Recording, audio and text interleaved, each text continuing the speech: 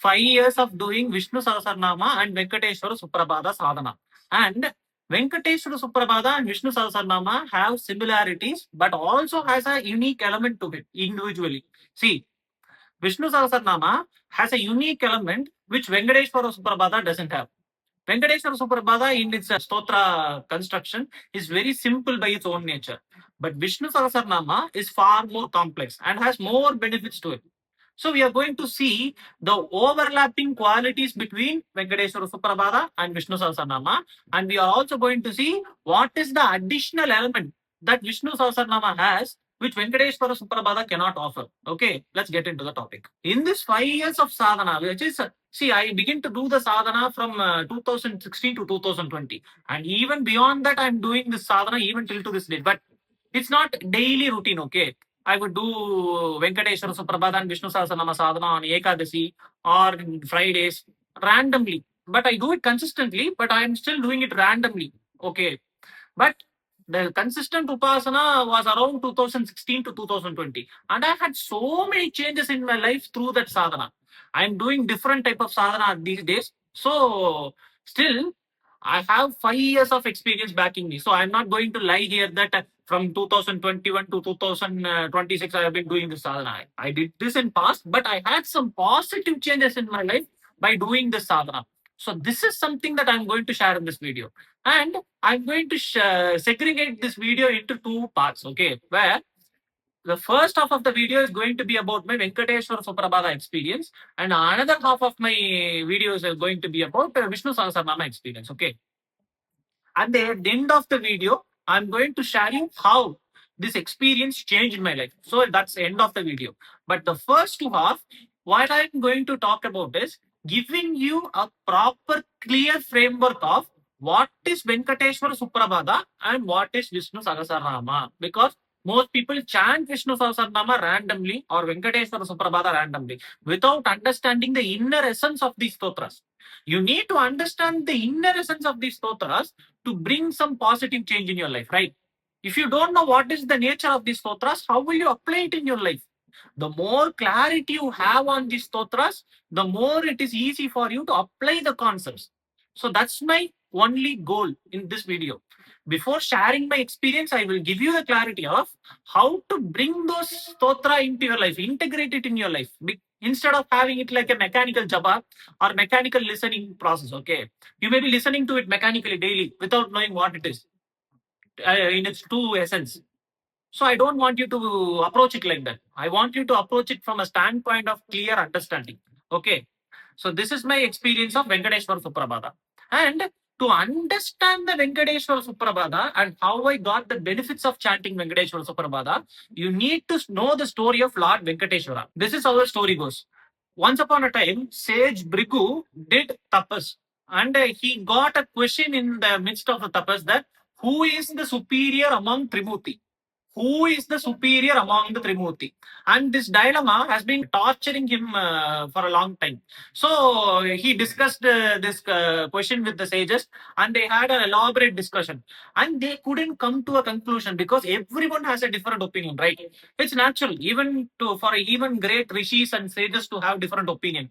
They need not agree on a specific truth, right? So because of this varying opinions, Brigu wanted to test and know the truth by himself.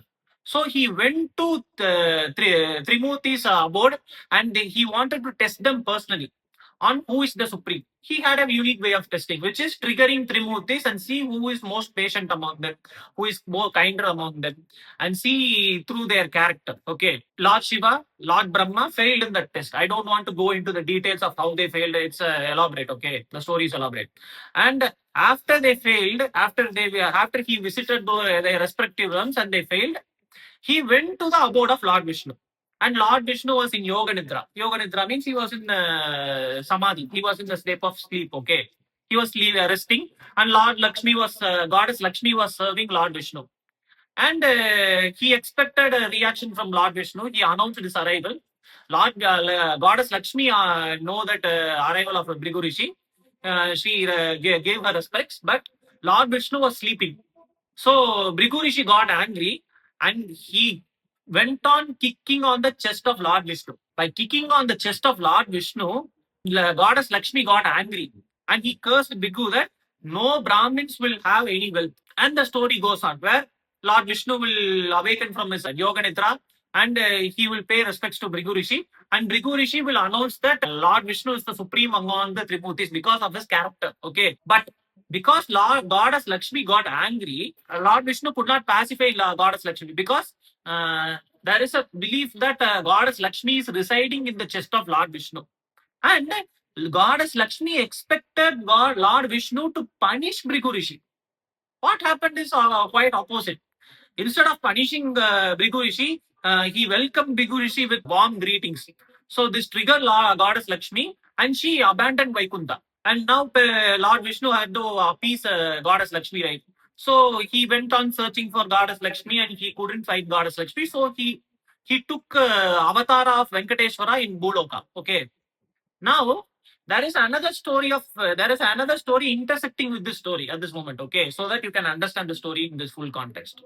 Here, Lord Venkateshwara fallen in love with goddess Padmavati. Padmavati is also incarnation of goddess Lakshmi, but she is a separate incarnation. So the story goes like this, where in Treta Yuga, there lived a woman called Vedavati. Okay.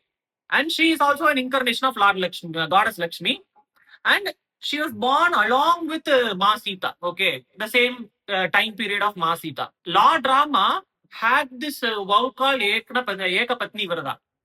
Vedavati did severe penance to marry Lord Vishnu, but couldn't attain Lord Rama because Lord Rama had this Ekapatni Vrata vow. So she blessed Vedavati that you can marry me in coming incarnation, which is on the incarnation of Lord Venkateshwara. I will take an incarnation called Lord Venkateshwara. At that time, you can marry me. Okay. At this incarnation, Lord Venkateshwara married goddess Padmavati.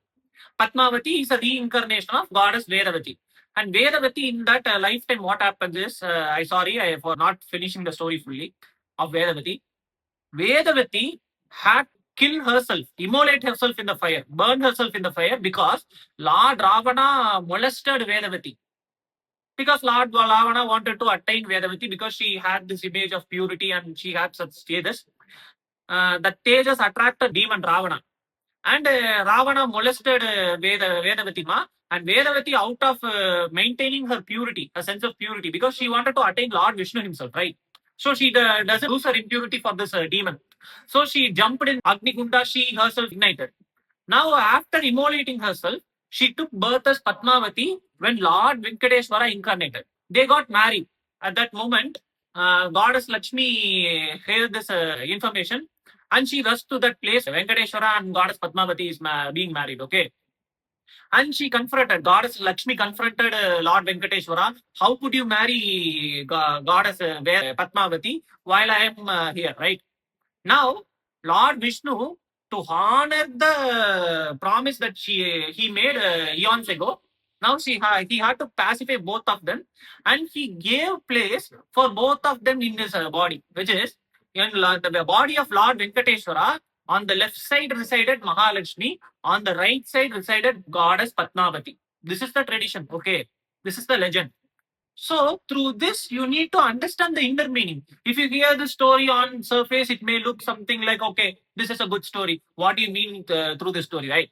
There is a moral behind the story. That's an inner meaning behind the story. This is where you need to understand the essence of Venkateshwara Suprabhatham. But the story can give you the clarity, okay? See, Vedavati Ma, she did everything in her power to attain Lord Vishnu, even if she had to incarnate 2 lifetimes in order to attain Lord Vishnu. You need to understand this concept first of all. It's not easy to attain divine when you don't know this concept, okay? So this is the truth that you need to get into yourself. That in order to achieve something worthwhile, in order to achieve something of great importance, you need to have sense of adventure. This sense of adventure is the quality that is commonly present in both Venkateshwara Suprabhatham and Vishnu Sahasranama. There is another complex layer to Vishnu Sahasranama which is missing in Venkateshwara Suprabhatham, but this is the common point, okay? So that's why I'm giving both of these experience together in this video, so that I don't have to take separate videos on this. Now, Venkateshwara Suprabhatham brings you that sense of adventure. That's what Vedavatima represented in that story, right? She had to do tapas, and because of the vow Lord Rama made, she cannot marry Lord Rama in that lifetime, so she had to wait for another lifetime. And she had to face a demon called Ravana. And there came a question of purity. To maintain her purity, she jumped in the fire, sacrificed herself to maintain her purity without losing herself in the molestation. Okay. So this is where you need to understand something. That is, if you have this sense of adventure that goddess Padmavati had from the incarnation of Vedavati, now you can achieve anything in life. When you have this positive sense of adventure, when you have this positive sense of adventure, nothing can stop you from achieving greatness. To achieve greatness, you need to have this sense of adventure. Most people lack this sense of adventure. They want great things in life. They want to achieve great things, but they dream big, but they don't want to step into that adventure. They don't want to do things that is demanded for that adventure. There are certain things demanded from you when you want to take a great adventure, man. There will be certain challenges. There will be setbacks. Like Vedavatima faced. Vedavatima had to face the molestation of Lord Ravana to attain Lord Vishnu. Still, she was committed. I will attain Lord Vishnu. Even if I am alone in this adventure, I will attain the greatness of being the wife of Lord Vishnu. And she achieved it after the next incarnation. She had to take another incarnation in order to get the blessing of Lord Vishnu, right? To be blessed enough to become the wife of Lord Vishnu. So, in order to achieve something great in life, you have to have this quality called sense of adventure. Remember this. This is the primary quality that sets you apart from rest of the people. When you have great sense of adventure, which is common in both Vishnu Sahasranama and Venkateshwara Suprabhatham. When you read both of these stotras, you will get this quality anyway. But there is another layer to Venkateshwara, not Venkateshwara Suprabhatham, Vishnu Sahasranama. It has another additional layer which Venkateshwara Suprabhatham is missing. There is an element which is missing in Venkateshwara Suprabhatham. What is it? Now we are transitioning into the concept of Vishnu Sahasranama. Now, in Vishnu Sahasranama, there is a concept you need to understand, which is clarity of mind. This is the additional layer which is missing in Venkateshwara Suprabhatham. Venkateshwara Suprabhatham doesn't guarantee you with clarity of mind. But Vishnu Sahasranama guarantees you this clarity of mind. How? You need to know the story of Bhishma Pitamaha, because Bhishma himself bestowed Vishnu Sahasranama to Pancha Pandavas in the battlefield while he was in the bed of arrow. When he was waiting for his death, Pancha Pandava visited Bhishma Pitamaha, and Bhishma, under the blessing of Lord Krishna, bestowed Yudhishthira this Vishnu Sahasranama. So, what does it have to do with clarity of mind? You may ask me. So, you need to understand the entire story of Bhishma Pitamaha in order to come to this conclusion of how clarity of mind is an important element in Vishnu Sahasranama. Okay. Now let's see this topic. Bhishma Pitamaha's father fallen in love with a woman named Satyavati. Okay. Now Satyavati is a fisherwoman, and she laid a condition for Bhishma's father that only my descendants who are born through us should rule Hastinapura. And Bhishma should not rule Hastinapura. This is the condition she lays. Otherwise, she won't marry Bhishma's father. This is the condition she laid for Bhishma's father. Okay. Now Bhishma's father was in dilemma, but Bhishma didn't have any dilemma. He wants his father to be happy and in love with a woman he desires. Okay. So Bhishma Pitamaha sacrificed his happiness and he did a vow of brahmacharya, because, say for example, in future, if Bhishma Pitamaha marries a woman and his descendants come, there is no guarantee that Satyavati's descendants will rule the Hastinapur, right? So he gave the assurance to his father and his stepmother that I won't be bearing any descendants from now on, so that I will be a brahmachari for my life, so that my father and you shall be happy together and live a life of prosperity. Okay. Bhishma sacrificed his own happiness for brahmacharya. Now, by taking the vow of brahmacharya, he paved the way for Satyavati's descendants, his stepmother's descendants, to rule Hastinapura. Okay. And he be the loyal servant of Hastinapura. This is the vow he took in order to safeguard the feelings of his father. Now, his father gave him a boon in return. Because of your sacrifice, you can choose the timing of your own death. This is the blessing that Bhishma's father gave to Bhishma because of his sacrifice. Okay. Now the story goes on. Where Satyavati bore two children, and I don't remember one of the child's name. Okay, another child's name is Vichitravirya. Okay, when they became teenagers, Ma Satyavati, the stepmother of Bhishma, ordered Bhishma to abduct the daughters of Kashi. Okay, there were three daughters in Kashi. I don't remember the two daughters' names, but one of the daughters' name is Amba. I remember her because she is a main character in this Mahabharata. Okay, Amba, when they were abducted with the other two sisters, said to Bhishma that I am already literally nearly married to the king of Salva, so I cannot marry Vichitravirya. Then Bhishma let goes of Amba because when someone is already nearly married to someone, you cannot abduct them, right? So it's against the law of nature. So he didn't accept it. So he sent her back. Now, when she returned to the kingdom of Salva, the king of Salva, whom she was betrothed, he didn't accept her because you are already abducted by someone. And how can I accept you? Even though you are literally married to me, we were not consummated. So I don't have to take you under my wing. So I won't marry you. I won't finish the process of consummation to complete our ritual of marriage. Okay. So you are not accepted by our kingdom. Now, naturally, this dilemma creeped in Amba where she cannot return to Hastinapur also. But anyway, she returned to Hastinapur and demanded Vichitravirya to marry her because King Salva rejected her. Now, Vichitravirya is not interested in Amba. So she went to Bhishma Pitamaha and demanded Bhishma to marry her. How can you abandon me? Because of you, I lost my marriage to King Salva, and even your stepbrother Vichitravirya doesn't want to marry me, then you marry me. But Bhishma was in a dilemma because Bhishma took the vow of brahmacharya, right?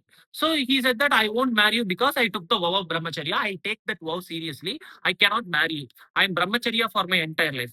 Because he took the vow of brahmachari for his entire life, he cannot marry her. Now, Amba developed an instinct for revenge because her life is spoiled, right? She cannot marry anyone. She will be alone for her entire life. So she went to the mountains and did tapas for Lord Shiva. And Lord Shiva appeared in front of her and she demanded that Lord Shiva should give him the boon of killing Bhishma. And Lord Shiva says that you can kill Bhishma Pitamaha, but his time of death is not near. So you have to wait for the next incarnation. You have to take another birth in order to kill Bhishma Pitamaha. Are you ready for that? Shiva asked, Lord Shiva asked. And she says that I am ready. I will burn myself in this fire and I will make sure that I will kill him in my next life. And she immolates herself in Yajna Kunda that she herself ignited, and she was reborn as the brother of Draupadi. Now, she took a male gender, right? So now here is the thing. With Bhishma, you cannot kill him in a warfare because he is a powerful person and he is a brahmachari. He has so many astra shastra vidyas and he has the protection of the divine through so many mantra shastras. Now, he cannot be killed very easily by anyone. Now, because of his brahmacharya, because of his tapasya, he cannot be killed easily. So she used another thing, which is a technique is she was swapped her gender with an eksha. Okay. Now, in this incarnation, he is born as a man. Now, he swaps gender with a yaksha, and I don't want to go into the details of why that yaksha was willing to swap his gender with her. Okay. It's an elaborate story. I don't want to go into those details. But anyway, that Yaksha agreed to swap the gender with this present incarnation of Amba. Now, she becomes a woman again after that gender swap. Why she did that is without swapping the gender, she doesn't have any way to defeat Bhishma because Bhishma took the vow that he won't take on weapons on any woman and he won't harm any woman. This is the vow Bhishma Pitamaka took long ago. So she used that vow as his advantage. Now after swapping her gender, she waited for her right time. Mahabharata war happened, and where this Kurukshetra war at the 10th day, she appears in front of Bhishma and shielded Arjuna. Now, Arjuna took Shikandini, the reincarnation of Amba, as the shield, and he launched the arrow of bed of arrows, and Bhishma was defeated at the end, right? This is how the story goes. Now you need to understand this one element, because Bhishma Pitamaha took the orders of Ma Satyavati very seriously without examining it, without thinking through the consequence, and he abducted the women of Kashi, daughters of Kashi. Now, that's where he accumulated the Papa Karma. Blind compliance is the biggest enemy of clarity of mind. Remember this. You will lose your clarity of mind. You will lose your judgment when you are blindly compliant and blindly obedient to anyone for that matter. See, even if they may be your parents, okay, they may be your parents, your friends, or anyone for that matter, you should not be blindly compliant. You listen to what they are, what they want to say. Yes, you agree to them, you listen to them. You observe what they are saying. If it makes sense to you, follow that, or else don't follow it. Even if they may be your parents, you may love them the most. It doesn't matter. Even if you love them the most, if you just blindly follow what they are telling, you will be in problems. Problems after problems because of this lack of clarity. Your decisions should arrive from the clarity of mind, not from blind obedience. Okay, that's the mistake Bhishma did. He thought that blindly obeying his parents' order is something of merit. It's a punya karya. Okay. Now he fall into the trap. Because of that, he did so many mistakes because of his wrong sense of adventure. See, there is another point here also. I said about the Venkateshwara Suprabhatham that because of the sense of adventure that the goddess Padmavati had, she attained Lord Vishnu. So her sense of adventure could invite Lord Vishnu's presence in her life and make her his husband, right? But here, because of his wrong sense of adventure, which Bhishma had to abduct the daughters of Kashi, now, this is a wrong sense of adventure, right? To attain Lord Vishnu, goddess Vedavati and goddess Padmavati had to wait for 2 lifetimes in order to attain Lord Vishnu. That's a great sense of adventure. That adventure is driven by good heart, pure heartedness. Now, in this case, in Bhishma's story, his sense of adventure is driven by blind obedience and lack of clarity. Now, when he was laying in the bed of arrows, when he is narrating Vishnu Sahasranama, when he is doing the japa of Lord Vishnu, he got the clarity of mind. This is the additional layer which is missing in Venkateshwara Suprabhatham. Because Venkateshwara Suprabhatham, though it can give you a sense of adventure, it doesn't guarantee you clarity of mind. But when it comes to Vishnu Sahasranama, it gave clarity of mind to Bhishma Pitamaha. It gave him clear vision. It gave him clear thought process of why and what he did in his past. And why is it as a mistake? He fell into a deep state of regret. He regretted every single life choices up to that point. Now, because of that regret, he got clarity of mind through Vishnu Sahasranama. When he began to chant Vishnu Sahasranama, Vishwam Vishnurva Shatkaro Bhuta Bhavya Bhavat Prabhu. When he began to chant Vishnu Sahasranama with the blessing of Lord Krishna, who was near him, present in that instance, witnessing the chanting of Vishnu Sahasranama, he blessed Bhishma Pitamaha to chant Vishnu Sahasranama to liberate him from the regrets, to liberate his devotee Bhishma from the sins that he have accumulated by blind compliance, from his lack of clarity, lack of vision, by blindly following dharma without understanding what's dharma, thinking his own interpretation of dharma caused him issues. Dharma arises from clarity of mind. This is the main essence of Vishnu Sahasranama. If Bhishma had this clarity of mind, he would have known what is true dharma.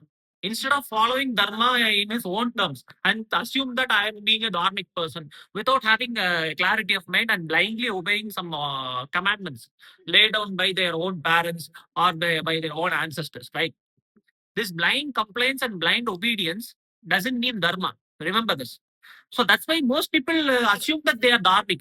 They follow the things that their parents gave them blindly and think that they are a very dharmic person.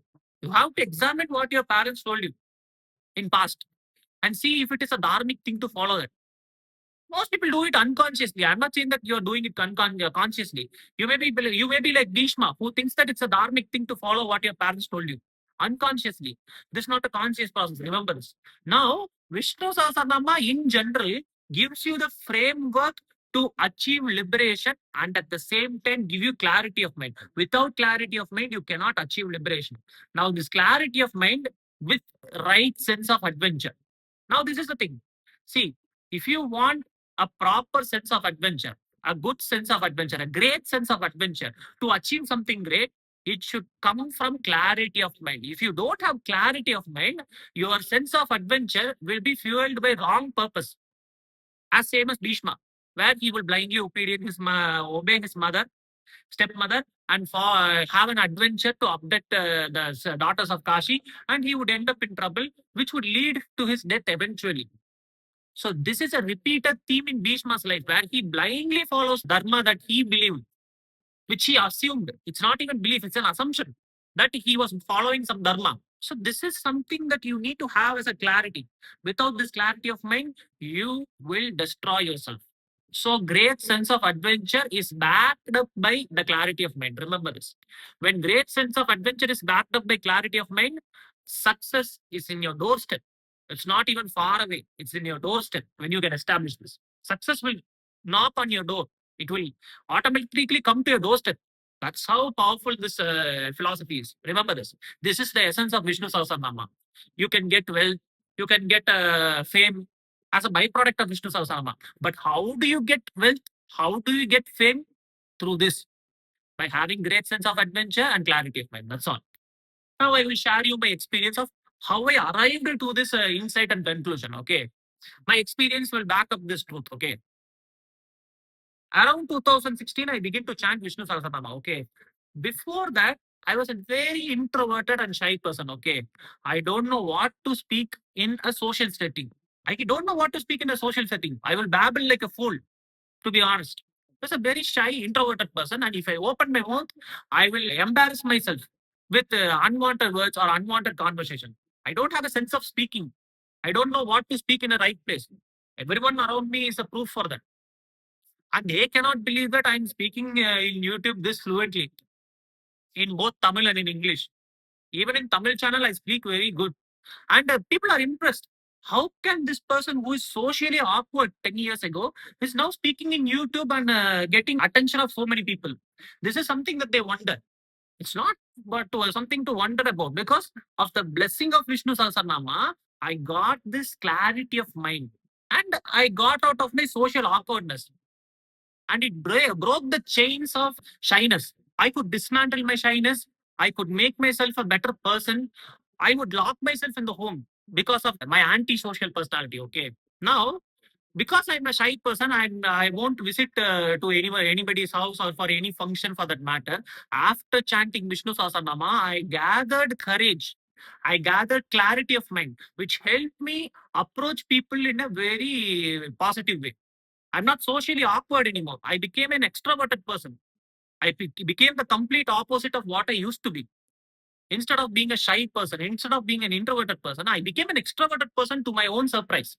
That's when I begin to notice that there is something miraculous about Vishnu Sahasranama and Venkateshwara Suprabhatham.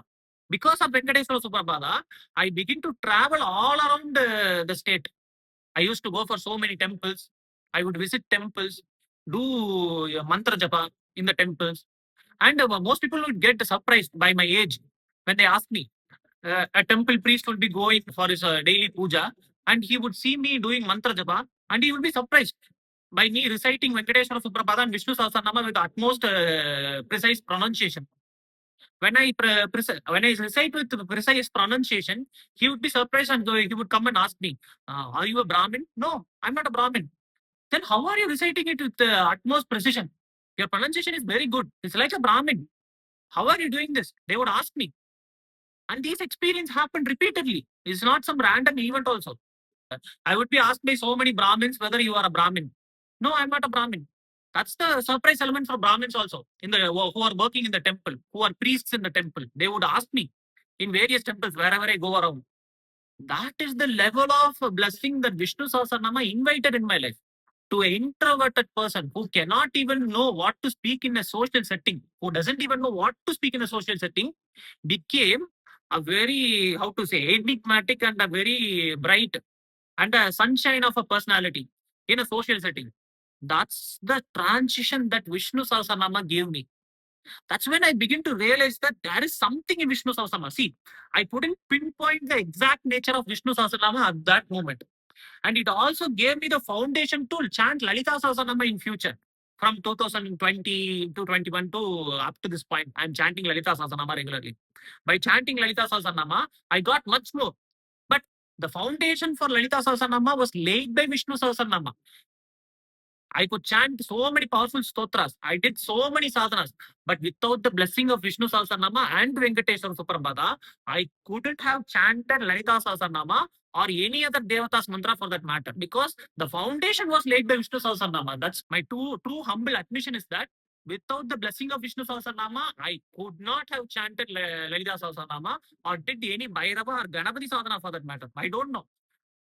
But the one thing I can say for sure is somehow Vishnu Sahasranama led me to where I am today. So I need to give credit for Venkateshwara Suprabhatham and Vishnu Sahasranama without fail. So understanding these things are very important. See, before you get wealth, this is my final point, okay? Before you get wealth, before you get fame, before you get the things that are promised through Vishnu Sahasranama, you will begin to shatter your inner obstacles, which are stopping you from achieving greatness.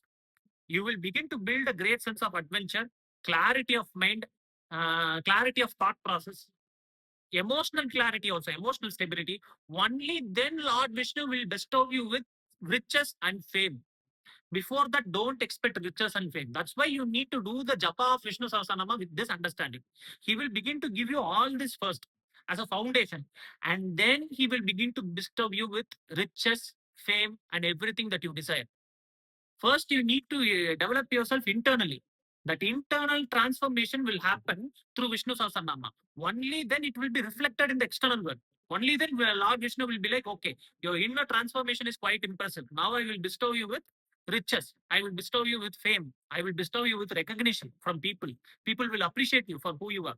This will gradually happen only when you chant Vishnu Sahasranama for a long time with this understanding. Don't expect riches within 2 months of chanting Vishnu Sahasranama. I'm not seeing any wealth by chanting Vishnu Sahasranama. Your inner transformation hasn't begun at all.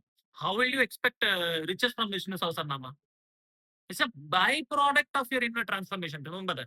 First, Lord Vishnu will initiate towards inner transformation. He will transform you internally. He will make you a powerful person, an enigmatic person, a person with a proper communication style, a person with a powerful aura. Only then he will bestow you economic and spiritual benefits. Remember this. Without this understanding, chanting Vishnu Sahasranama is waste of time. You may throw Vishnu Sahasranama and do something else altogether. But with this understanding, your Vishnu Sahasranama sadhana, or even if you want to do Vishnu Sahasranama, it will be a great fruit. That's my guarantee. Next video brings a unique approach to wealth and money which you have never seen or heard in YouTube.